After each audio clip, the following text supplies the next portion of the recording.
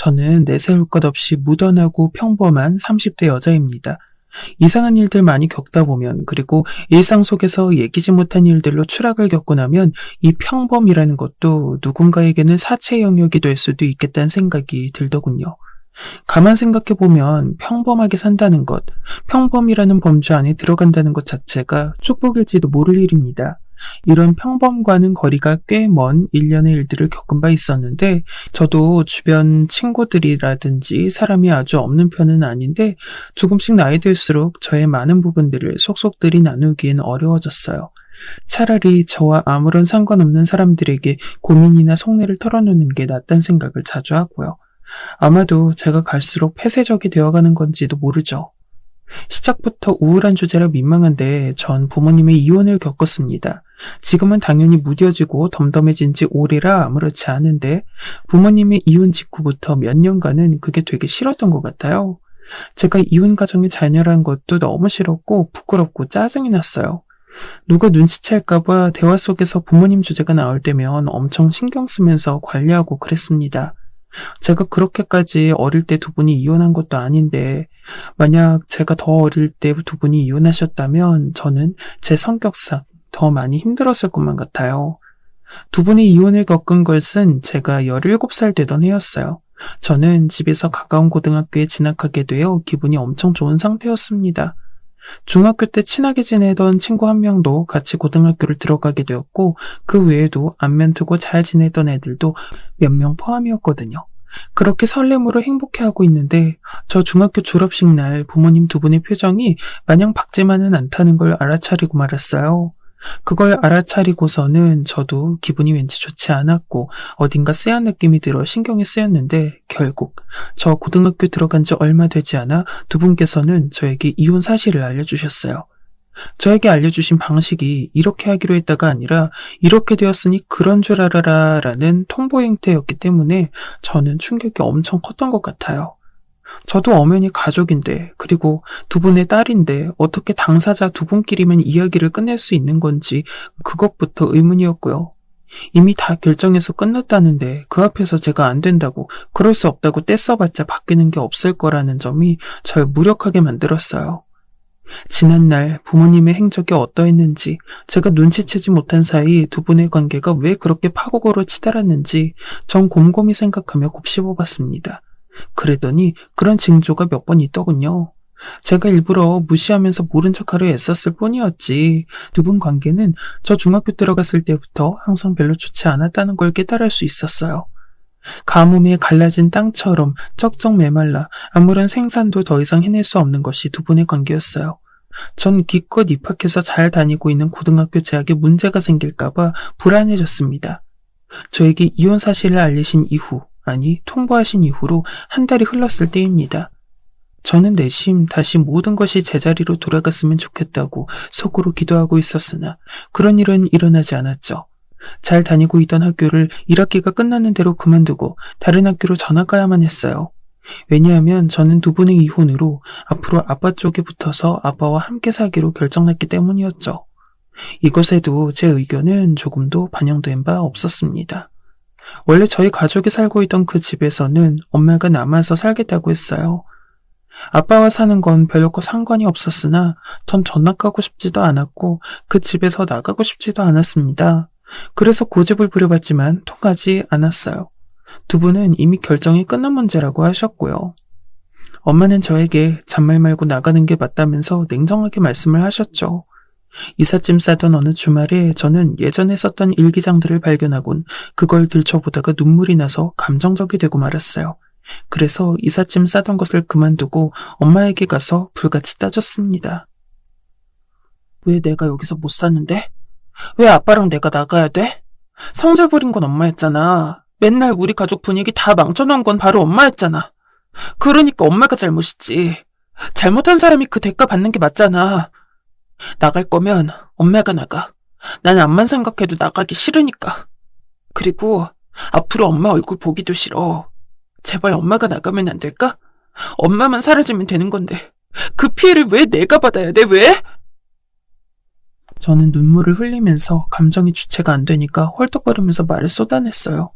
엄마는 한참 들으면서 내내 무표정이었죠.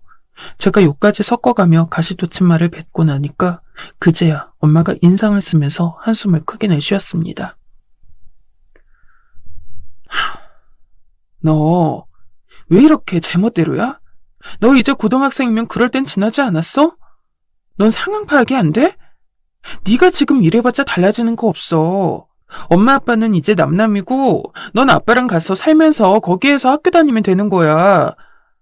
네가 무슨 애기도 아니고 왜 이렇게 칭얼대면서 말도 안 되는 소리를 해? 엄마의 말엔 저에 대한 미련 따위 전혀 없었죠. 이 결혼 생활, 이 가정이 깨어지는 것에 조금 더 아쉬움을 느끼고 싶지 않다는 걸 전 알 수 있었어요. 저는 손에 얼굴을 묻고 그 자리에 주저앉아 엉엉 울었습니다.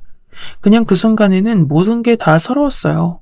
제가 한참을 머리 아프도록 울고 있으니까 엄마가 제 앞에 쭈그려 앉으셔선 제 뒷머리며 등을 손으로 쓰다듬어 주셨죠. 그리고 굉장히 피곤한 목소리로 이렇게 말씀했어요.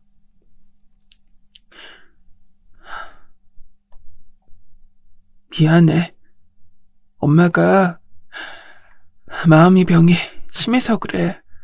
오래 굶어온 것이 이젠 못 버틸 정도가 됐어. 근데 이 마음의 병을 애초에 나한테 심어놓은 사람이 바로 네 아빠야. 그러니까 우린 이제 같이 살 수 없는 거야. 이 집은 엄마가 이 집이라도 받고 살아야 위로가 될 것 같아서 그래. 그냥 다 모르겠다라는 생각만 들었습니다. 저는 부모님 두 분의 유전자를 받아 태어난 존재였잖아요. 생김새도 두 분을 골고루 닮았을 정도였고요. 그렇기에 제 몸에는 어쩌면 두 분과 동일한, 그리하여 두 분을 본능적으로 이해할 수 있는 속성이 박혀있는 게 아닐까, 그렇게 스스로 기대해봤지만 쉽사리 이루어지기는 어려운 과정이었어요. 어른들의 사정, 그 세계란 그 당시 저에겐 상상하기도 이해하기도 너무 복잡한 것이었습니다요. 그 집을 떠나고 엄마에게 안녕이란 인사를 남기고 저는 아빠와 함께 이사를 나갔습니다. 다른 지역으로 가서 살게 됐는데 저와 아빠가 지내게 된 곳은 다름이 아니라 큰아빠 댁이었어요. 그곳에 바로 옆 동네에 저희 할아버지, 할머니가 살고 계셨거든요. 큰아빠께서 저희 아빠랑 워낙 친밀한 형제 사이였고 큰엄마도 저 어렸을 때부터 엄청 잘해주셨기에 싫은 마음은 아니었죠. 이혼하게 됐다는 소식을 접했을 때부터 큰아빠께서 댁으로 들어와 살라고 자꾸 그러셨대요. 그 집을 무리해서 구입하셨던 만큼 집이 크고 넓기도 했고 자식들이 다 유학 가고 군대 가 있으느라 밖에 나가 살고 있으니까 더 그랬던 것 같아요. 큰아빠 댁에서 고등학교가 가깝다는 게 가장 큰 이유를 차지했고요.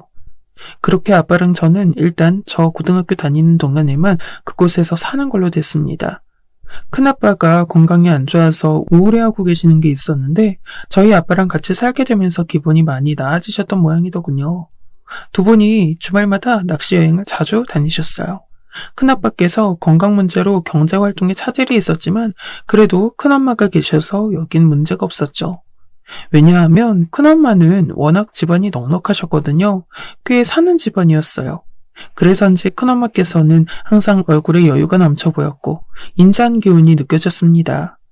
큰엄마께서 든든한 집안백을 갖고 계시니까 그 덕을 보신 큰아빠께서도 금전적으로 전혀 힘들어하지 않았고요.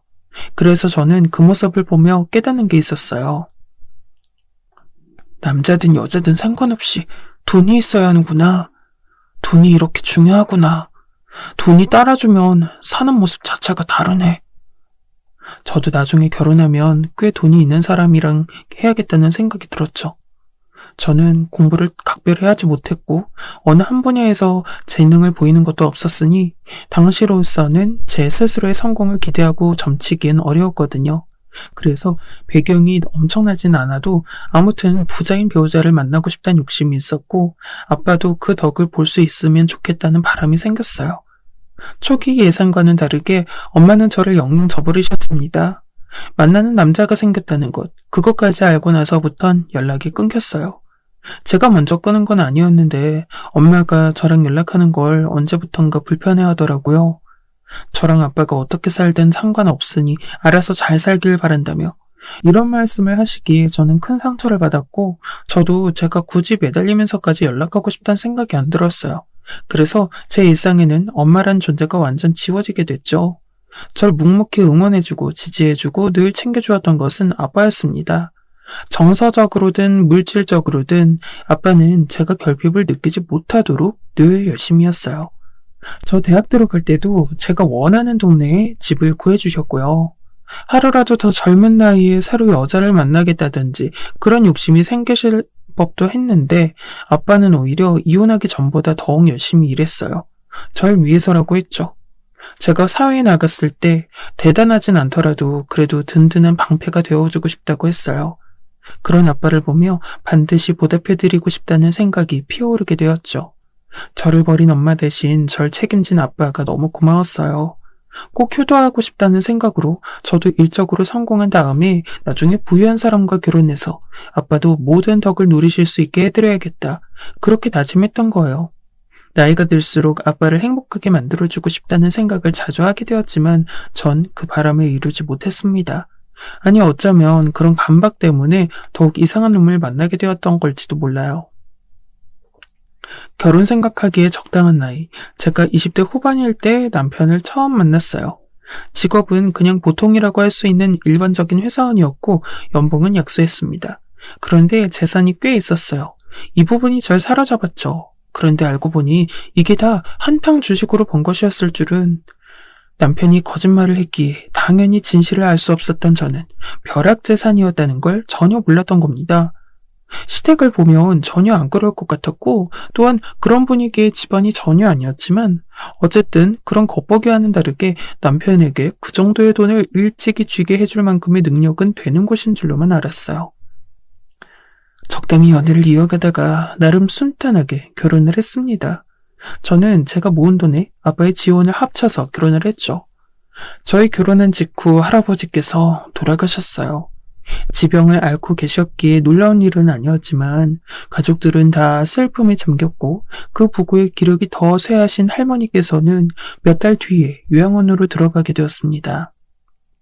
그리고 이때부터 몇 달 후에는 또 안 좋은 일이 터지게 되었는데요.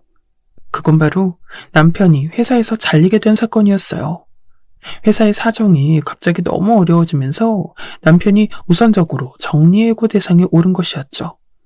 남편은 안 좋은 마지막을 장식하며 그 회사를 나와 백수가 되었고 바로 일자리를 찾아다녔지만 여의치 않았어요. 당연히 나이가 첫 번째 걸림돌이었고 그 외에는 남편의 대학 간판이 별로라는 점 그리고 해고당한 전 직장에서 연봉이 높지 않았다는 점 때문에 더욱 힘든 모양이었습니다. 전 직장 연봉이 높으면 그건 또 그거대로 부담스러워서 회사들이 채용을 꺼리는 측면이 있는데 낮아도 이건 이거대로 또 애로사항이 있는 것 같더군요. 나이, 직종 다 포괄적으로 보자니 더 그렇게 됐나 봐요. 그리고 결정적으로 바로 이때 저의 유산도 겹치게 되었습니다. 제 배에서 넉 달을 품고 있던 생명이 한순간에 허망하게 떠나갔죠. 너무 당황스러웠고 그 다음으론 절망적이라서 마음 놓고 울지도 못했던 것 같아요. 남편은 들고 있던 돈, 그 미천도 거의 바닥을 보여가며 좌절하고 있는 상태였어요. 시댁에서 지원은 개뿔, 아무것도 없는 것에 그제야 확실히 깨달았죠. 아, 남편 집안이 정말로 뭣도 없는 게 맞구나. 남편이 솔직하게 고백하더라고요. 옛날엔 시댁이 정말 못 살았는데 그나마 자기가 성인 되고 그 후부터 살림이 많이 나아졌다고요. 그리고 자기는 주식 초보일 때 우연히 초대박이 터져서 억대의 돈을 처음 만져봤을 뿐이고 그게 전부라고요. 서로 사이는 안 좋지만 부유한 집안의 아드님인 척 그렇게 결혼 전에 절 속였던 남편. 생각할수록 헛웃음이 나왔습니다. 제가 그런 걸 내심 많이 따지면서 재는 사람이었으니 제가 제 팔자 스스로 꼬면서 속아 넘어갔던 것일지도 몰라요. 에휴, 벌 받은 거죠. 모든 상황이 이렇게 최악으로만 돌아가는지. 비참한 슬픔에 잠겨있을 때 저와 남편에게 손을 내밀어 준 것은 바로 아빠였어요. 퇴직하신 후 고요한 일상을 보내고 있던 아빠께 민폐 끼치고 싶지 않아서 나쁜 소식만 자꾸 들려드리고 싶지 않아서 열심히 참고 있었는데도 금세 다 눈치채시더라고요. 아빠는 자신감이 푹 꺾여서는 그리고 제 앞에서 죄인이 된 남편을 따로 몇 번 만났어요. 그러더니 남편이 있는 대출 없는 대출 다 끌어서라도 사업을 하고 싶다고 하는 걸 지원해 주시기로 하셨죠. 전 이게 마음에 안 들어서 남편하고 진짜 갈라서라고 했거든요. 그런데 아빠는 되려 지원을 하기로 했을 뿐만 아니라 남편이 하고 싶어 하는 사업의 그 구상에다가 조언까지 주셨어요. 그렇게 하면 안 되고 다른 방식으로 가야 차별화를 깨서 사업이 되고 돈이 될 수 있다면서 새로운 청사진을 직접 남편에게 그려주셨죠. 그 덕에 남편도 새로운 걸 깨달을 수 있었던 거예요. 어떻게 그런 식으로 생각하실 수가 있지? 난 진짜 그런 말씀 안 주셨더라면 절대 그렇게는 생각 못하고 그냥 내가 처음에 구상했던 그대로만 무조건 밀어붙였을 텐데. 아빠의 자세한 사업 구상이 놀라고 감탄한 건 남편이었습니다. 그래서 아빠가 퇴직금을 털어서 사업 자금을 대주셨을 때 반드시 결과물을 내보이겠다고 자신했던 사람도 바로 남편이었고요. 저는 그 소중한 퇴직금까지 탈탈 털어 전부 내어주신 아빠의 결단력에 그 희생에 눈물이 나서 차마 감동이라는 표현을 쓰지 못할 만큼 가슴이 벅찼습니다. 그냥 너무 죄송한 마음이 컸어요. 나이 들고 결혼해서까지 아빠의 희생으로 살아가는 딸이라서 이 볼품없음에 초라하기도 했고요. 남편은 각 업체로부터 문서작업 요청을 받고 그걸 처리하는 업무를 하는 회사를 차렸습니다. 이게 처음엔 반응이 없었고 의뢰 건수도 너무 미미했지만 점차 충성 고객들이 늘어가면서 잘 되기 시작했어요. 여러 업체들을 고객으로 두다 보니 남편도 자연스레 데이터가 쌓여갔고 그러면서 업체 홍보 쪽에도 트이게 됐죠. 나중엔 홍보 마케팅 일도 시작했습니다. 이때 직원도 더 두게 되었고 남편의 회사는 규모가 순식간에 커졌죠. 돈이 되면서부터 좋은 집으로 이사까지 가게 되었어요. 유명한 브랜드 아파트로 이사를 갔을 때 정말 날아갈 듯 기뻤습니다. 특히 당신의 과감한 결정으로부터 이 모든 것을 가능케 만든 아빠께서 너무나 좋아하셨죠. 아빠, 발코니 확장 공사 안 해도 괜찮죠? 원래부터 구조가 이렇게 잘 빠지게 나온 집이더라고요.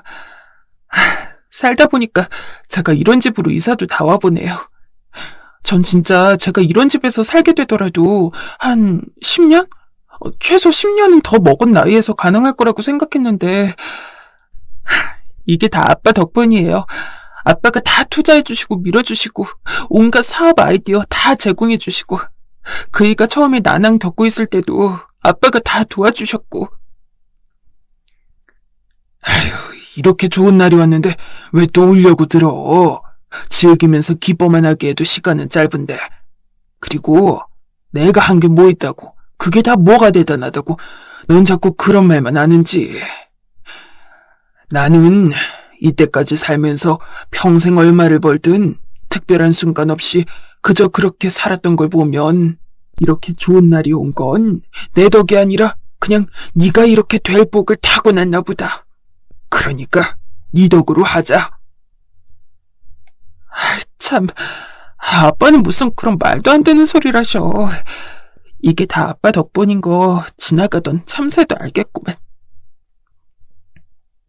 나는 네가 행복해하는 모습만 봐도 족하다. 그걸로 배부르고 만족스럽다.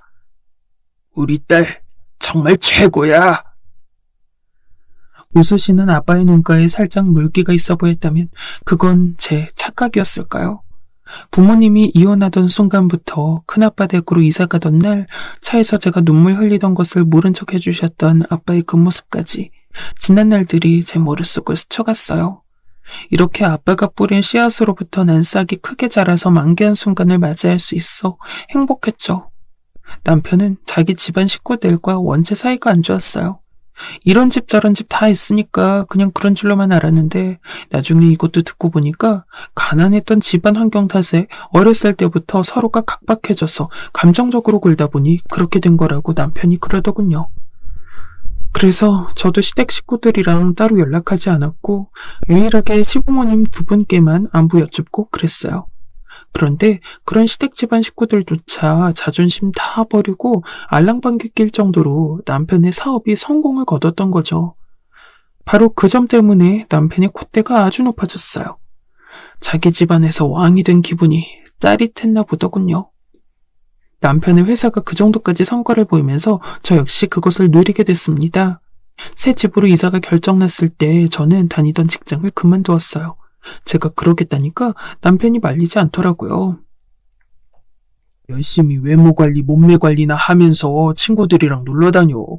이제 시간 많은데 신나게 놀러 다녀야지. 남편 사업이 잘 되고 있었기 때문에 남편이 그렇게 말하는 게 이상하게 느껴지진 않았어요. 그 말대로 놀면서 지내기도 했고요. 그런데 저는 그런 일상을 보내면서 점차 불안해졌습니다. 다른 이유 때문이어서는 아니었고, 이제 사업적으로 잘 나가게 된 남편이 제 생각엔 왠지 바람을 피우는 것만 같아서였기 때문입니다. 점차 밖으로 도는 남편을 전 느끼고 있었어요. 그렇기에 저한테 친구들이나 만나고 외모나 가꾸는 재미를 들이라면서 자꾸 일부러 그러는 것만 같았죠. 제 관심사를 자기가 아니라 다른 데 돌리기 위해서요. 설마 자기 장인어른 덕분에 기사회생해서 성공까지 거두게 됐는데 금수도 아니고 배신을 하리라고? 그런 생각하면서 위안 삼으려 했습니다. 심정으로는 바람인 것 같았는데 물증이 없기도 했고요. 그런데 여자라면, 그리고 부부라면 자연스럽게 그런 느낌이 들잖아요. 이 남자, 왠지 더 이상 나를 열렬하게 사랑하지 않는 것 같다. 그리고 다른 여자가 생긴 것 같다. 그런 느낌이 점차 사라지긴커녕 강하게 들고 있는 것에 저는 우습게도 당시에는 어떻게 해서든 임신해야겠다는 생각을 했어요. 임신해서 남편을 잡아둔다든지 뭐 그렇게 하려고 생각이 됐나 봐요. 제가 오만 복잡한 생각으로 소갈이하고 있을 때 청천벽력과도 같은 소식이 들려왔죠. 저희 아빠 갑자기 중풍으로 쓰러지셨어요. 혼자 계시는 집안에서 쓰러진 게 아니라 정말 하늘이 도왔습니다. 집에서 나와 길을 걷던 중에 쓰러지셨는데 거기가 주택가이긴 해도 대체로 한적하거든요. 그런데 아빠 쓰러지신 곳 근처의 편의점 사장님이 어떻게 발견을 해주셔서 정말 다행이었죠. 아빠는 무사히 목숨은 건졌지만 후유증을 앓게 되셨습니다. 오른쪽 팔과 다리를 쓰지 못하겠다면서 신음할 때부터 심장이 쿵 내려앉았어요.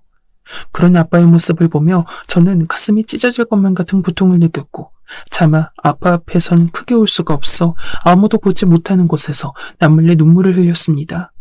비록 몇 달간 이상한 기류가 흘렀던 사이였지만 저희 아빠가 그렇게 됐는데 설마 남편이 다른 반응을 보일 거라고는 상상도 못했어요. 그래서 제가 조금은 쉽게 제안을 꺼냈던 것이죠. 우리 아빠 퇴원하시면 우리가 모시자. 그런데 남편의 표정이 싹 변하더니 엄청 사납게 절 노려보면서 단박에 거절하는 겁니다. 뭐? 말도 안 되는 소리 하지 마. 우리가 어떻게 모신다 그래? 나 그런 거 생각도 안 해봤어. 고민하는 신용이라든지 아니면 다른 말로 저랑 대화해볼 생각은 않고 무조건 안 된다고 딱 못을 박으며 거절했어요. 제가 그 힘들고 슬픈 상황에도 어이가 없었어요. 그럼 누가 모시는데? 제가 물어보니까 저희가 아니어도 어떻게든 아빠는 살아갈 수 있을 거래요. 이게 뭔 소린가요? 이 말에 어떤 논리라도 있긴 한 건가요? 갑자기 남편 얼굴이 괴물로 보였어요. 지난 수개월간 일부러 못 본 척, 모른 척 해왔던 남편의 추악한 면모가 이제야 제 눈에 제대로 보이는 것만 같았죠. 제정신이야? 우리 말고는 아빠 가실 데 없어. 내가 다 책임지고 돌봐드릴 거야. 내가 하나부터 열까지 다 수발들 거라고. 절대 당신한테는 손 하나 까딱하라는 말 안 할 거니까 그냥 우리가 모시는 걸로 하자. 부탁이야. 신경 쓰여서 안 돼. 내 생활은 어떻게 하라고. 그냥 요양원으로 치워버리면 될걸? 왜 일을 어렵고 복잡하게 만들려고 해? 뭐? 치워? 요양원으로 치운다고? 그러라고 요양원이라는 게 번듯하게 있는 거야. 골칫덩이 치워버리라고 만든 게 요양원인데 이럴 때 이용 안 하면 언제 이용하게? 어? 전에 할머님도 요양원에서 잘 계시다가 잘 가셨잖아. 너 다시 말해봐, 이 새끼야. 돌아가신 우리 할머니 입에 올리면서까지 우리 아빠. 네 장인을 요양원으로 치워버리고 싶다고? 성질 부려봤자 소용없어. 결국 요양원으로 치워버리는 게 해답이라는 거 너도 깨닫게 될 거니까. 이 은혜도 모르는 새끼. 너 우리 아빠 지금 요양원 보낸다고 하면 난 너랑 이혼할 거야. 그래도 강행할 거야? 당연한 거 아니냐? 요양원으로 치우고 마누라 치우고 나한텐 무조건 이득인데? 그 순간 들었던 그 지독한 배신감을 어떻게 다 표현할 수 있을까요? 그런 상황이 닥쳐오자 본색을 드러낸 남편 앞에서 전 망연자실했어요. 남편은 아주 의기양양하더군요. 조금도 미안해하거나 죄책감 느끼지 않았어요. 제가 이 기회에 떨어져 나갔으면 바라는 모양이었습니다. 병원에 누워 계신 아빠를 보며 전 결심했어요. 절대 바보같이 당하지 않을 거라고요. 아빠가 저 책임지겠다고 온몸 바쳐가며 일했고 그 대가로 받아냈던 퇴직금이었어요. 그걸 고스란히 남편이란 놈한테 다 주면서 사업 성장까지 도와줬다니 이따위로 나온다고요? 그럴 순 없는 거였죠. 도끼를 품은 저는 불륜 추적부터 들어갔습니다. 그간 심증만 있었는데 역시나 불륜이 맞더군요. 제가 다 느꼈던 만큼 아닐 리가 없었나 봐요. 저보다 어린 미혼의 아가씨였습니다. 그리고 아주 둘이서 가관이 따로 없던데요. PC에 연결해놓은 카카오톡 대화 다 살펴보면서 헛구역질 나올 뻔했어요. 그리고 어느 대목에서 멈칫했죠. 저 예전에 유산했던 거, 그 일을 가지고 남편이란 새끼는 상간녀랑 히히덕거렸어요. 제 자궁을 희화화하면서 지들끼리 웃고 떠들었더라고요. 이걸 보고 진짜 정신이 아득해질 만큼 화가 나서 미칠 것 같았는데 더 미친 대목은 따로 있었죠. 저희 아빠 쓰러진 걸 갖고 두 연놈이 대화를 나눴던 거예요. 좋은 일 많이 하셨으니까 이제 좋은 곳으로 떠나시려나 보다. 상간녀가 저희 아빠 그러다가 잘못되는 거 아니냐고 그런 식으로 물어본 것에 대한 남편놈의 답장이었어요. 좋은 곳으로 떠난다고요? 정말 미친 거 아닌가요? 저 진짜 그거 보고 실성한 사람처럼 웃었어요. 이딴 놈한테 오만 진심으로 진정으로 다 내어주셨던 저희 아빠가 너무 가여워서요. 딸이 남편이란 이유로 밀어주셨던 아빠에게 죄송해서요. 그리고 제 자신이 너무 우습고 역겨워서요. 이딴 금수만도 못한 놈하고 결혼해서 이 지경까지 온 제 자신이 너무 그냥 웃겼어요. 나란 인간은 도대체 왜 살까? 왜 살아왔을까? 이런 자괴감도 들었고요. 아빠 생각하며 이성 한 줄기 붙잡았습니다. 변호사 사무실 찾아가서 우선 상담부터 받아봤고요. 남편 주 고객들인 거래처 회사에 내용 증명 싹 다 보냈어요. 불륜남인 걸 전부 퍼뜨렸죠. 제 앞에서 당장이라도 절 때리게 세웠다가 시뻘개진 얼굴로 집안 물건 다 던지고 발로 차댄 남편. 불륜에 대한 반성은커녕 적반하장이었어요. 저보고 미친년이래요. 그래봤자 저는 이미 그런 것에 상처받는 단계를 이미 지나 있었어요. 남편이 저 가만 안 두겠다고 큰 소리를 쳐댔지만 곧 상간녀 집안이 난리가 났죠. 알고 보니까 그 상간녀는 집안에서 주선한 걸로 만나게 된 남자친구와 결혼을 진행하려고 했던 상태였어요. 그런 남자친구가 있으면서 유부남을 만난 거였죠. 쓰레기들끼리 만난 거였나 봐요. 웃기지도 않았어요. 잘됐다. 어디 한 번 더 묵사발 나봐라. 그렇게 생각했는데 상간녀 부모가 절 찾아왔습니다. 그리고 망설임 없이 제 앞에서 무릎을 꿇더군요. 원하는 만큼 보상도 해주겠다고. 제발 한 번만 봐달라고. 우리 딸 무사히 결혼까지 시켜야 한다고. 그렇게 제 앞에서 상간녀 부모가 간절히 비는데 눈물까지 달고 정말 온 힘을 다해 호소하더군요. 상간녀 또한 제 앞에 나타나서 울며 빌었습니다. 저희 남편과는 엔조이였대요. 놀다가 갖다 버릴 생각이었대요. 저한테 엉엉 울면서 사과하고 빌길래 그렇다면 제 남편에게 그 말 그대로 전해주고 갖다 버리라고 했어요. 원래는 상간녀도 끝까지 죽쳐버리려고 했지만 그 부모가 눈물 보인 것에 제가 마음이 약해졌어요. 꼴에 저런 년도 자기 새끼라고 감싸는 부모가 있다는 것에 씁쓸했죠. 남편놈, 그 상간녀한테 남자친구가 있는 것도 몰랐고 결혼을 진행하려고 하는 사이인 것도 몰랐어요. 어이가 없으면서도 다행이었어요. 남편놈은 커다란 충격을 받아버렸죠. 깊은 배신감이 부들부들 떨더라고요. 그럼 걔가 너랑 진지할 줄 알았어? 나랑 이혼하면 걔랑 뭐 진짜 결혼이라도 할 수 있을 것 같았어? 제가 비웃으니까 분한 눈물만 보일 뿐 대꾸도 못했어요. 잘못했다고 제 앞에서 무릎 꿇고 사과했죠. 제가 없으면 안 되겠다며 이혼만은 하지 말아달래요. 하지만 저는 마음속에서 아무런 요동도 없었어요. 이미 마음이 차게 식을 대로 식은 상태였거든요. 그래? 네가 이 집 나가면 생각해볼게. 집 나가 살면서 나에 대한 네 애정을 보여줘. 뭐? 내가 내 집에서 왜 나가? 너 우리 아빠 돈으로 미천 삼아 사업한 거 다 잊었니? 그리고 이 집 애초에 공동명의야. 네 거 아니야. 굴복하지 않겠다며 센 척하던 남편놈. 며칠 후에 저한테 한 달 투수 끊고 밖에서 살 테니까 그동안 저보고 머리 식히고 있으라고 했어요. 미친놈이. 매일 반성하면서 살아야 될 적이 누군데 누구 보고 머리를 식히래요? 그래도 일단 쫓아내야 하니까 알았다고 비위 맞춰줬어요. 그리고 남편놈 나가자마자 아빠를 모시고 왔습니다. 시댁에도 연락을 했어요. 자초지종 말씀드리고 남편이 저희 아빠에 대한 책임을 나눠지기 싫어서 시위하며 밖에 나가 살고 있다고 그런 식으로 약간의 날조를 섞었죠. 당황하시던 시부모님, 제 예상대로의 반응을 보여주셨어요. 이렇게 골치 아픈 문제라면 당신들께선 엮이고 싶지 않아 하셨죠. 그런 정도의 아들에 대한 애정까지는 없으신 분들이거든요.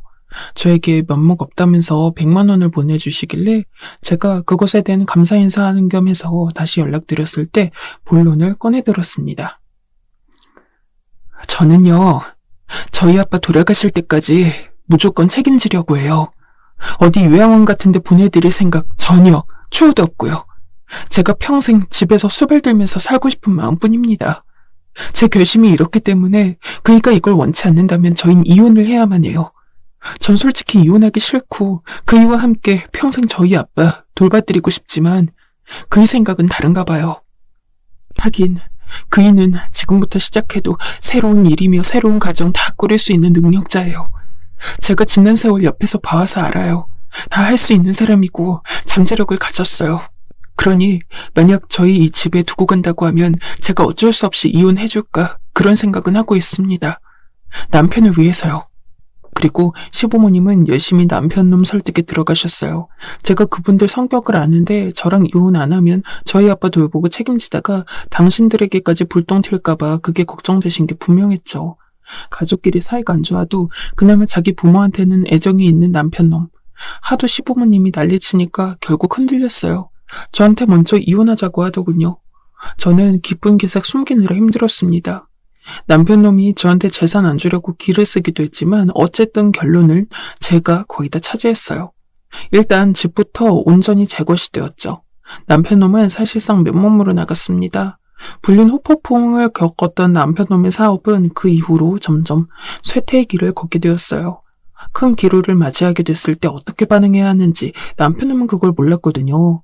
왜냐하면 그걸 알려주셨던 건 늘 저희 아빠였기 때문입니다. 혼자서 다 해보려니까는 난관에 부딪혔던 거예요. 이혼 과정이 끝난 날에 저는 진정 자유의 기분을 만끽했습니다. 이혼한 후로 남편 사업이 어떻게 저물어가고 있나 관심을 기울이다 잘 안 되고 있음을 알고 내심 좋아했죠. 허구한 날 똥폼만 그렇게 잡더니 사내 새끼가 멋대가리 없게 제 아빠 앞에서 정중한 사과 한 번 않고 이혼해서 사라진 것. 그것 하나가 짜증났지만 어쨌든 끝이 났으니 다행이었어요. 이혼하고 나서 집을 차지한 아내 입장이 되어보니 엄마 생각이 났어요. 아빠 쓰러지신 후로 몇 번 연락해보긴 했지만 어색하기만 했는데요. 제가 이혼했다 그러니까 엄마가 많이 놀랐고 날 잡아서 저희를 보러 직접 오셨죠. 엄마는 참고로 재혼을 해서 살고 계신 지 오래였습니다. 저랑 따로 대화도 많이 하셨지만 특히 아빠랑 단둘이 자리를 갖고 두 분이 대화를 엄청 오래 하셨어요. 부모님 두 분이 함께 계시는 것도 모자라 오래오래 대화를 나누는 모습을 보니 기분이 정말 묘했습니다. 엄마의 조언도 받고 친척들의 의견도 받아본 결과 집을 팔기로 했어요. 마침 집값이 미친 듯이 폭등하던 때이기도 했고요. 그 집을 팔고서는 전 아빠가 혼자 사는 집으로 들어왔습니다. 비록 비싼 브랜드 아파트는 아니어도 부녀 둘이 살기엔 엄청 넓고 멀쩡한 아파트예요. 그나마 지인분께서 요양시설 운영하는 분인데 아빠 관련해 상담을 받았어요. 그리고 상담받았던 직후부터 지금까지 방문 요양을 받고 있는 중입니다. 놀라운 점은 평생 계속 신체의 오른쪽이 다 불편한 채로 지내실 줄만 알았던 아빠의 상태가 점점 호전이 되었다는 거예요. 예상하지 못했던 단계까지 회복을 해서 정말 기적이라고 밖에는 생각이 안 들 정도였어요. 이제는 일상생활이 큰 무리 없이 지내고 계세요. 그 배은망덕한 놈은 결국 사업을 끝에 끝까지 말아먹어서 문을 닫았습니다. 이거 알고서 얼마나 속이 후련했는지 몰라요. 그 소식에 아빠는 에휴 하는 반응을 보이셨지만 아주 마냥 속상하시진 않은 것 같았어요. 왜 안 그러시겠어요? 아빠께서 직접 초기 청사진을 그리셨던 만큼 폭삭 막는 게 안타까우면서도 내심 쌤통이셨겠죠. 자업자득, 인과응보, 정의구현의 결말에 저희 부녀는 각자의 성격대로 기쁨을 만끽했습니다. 저는 현재 남자친구가 있어요. 저보다 무려 연하입니다. 나이 차이가 좀 나요. 제가 결혼 한번 다녀온 것도 알고 있고 엄청 찌질한 패배자가 아빠가 중풍으로 쓰러지셨던 것도 전부 다 알고 있습니다. 그런데도 제가 좋다네요. 이 남자친구 때문에 행복하면서도 전 심란해서 고민이 돼요. 옛날에 그놈하고 결혼할 때 그리고 사업이 막 잘 됐을 때 저는 평생 그렇게 평탄할 줄만 알았거든요. 그런데 그 후로 일어난 엄청난 일들을 보면 완전 달라졌잖아요. 그런 일련의 과정들을 겪었더니 시작이라는 것 자체가 겁이 납니다. 최근에도 남자친구가 저한테 결혼 얘기를 슬쩍 꺼냈는데 전 어떻게 해야 할지 모르겠어요. 어떤 선택을 내려야 평범한 일상이라는 행복으로 가는 길일지 누가 미래에서 미리 보고 답 좀 알려줬으면 좋겠습니다.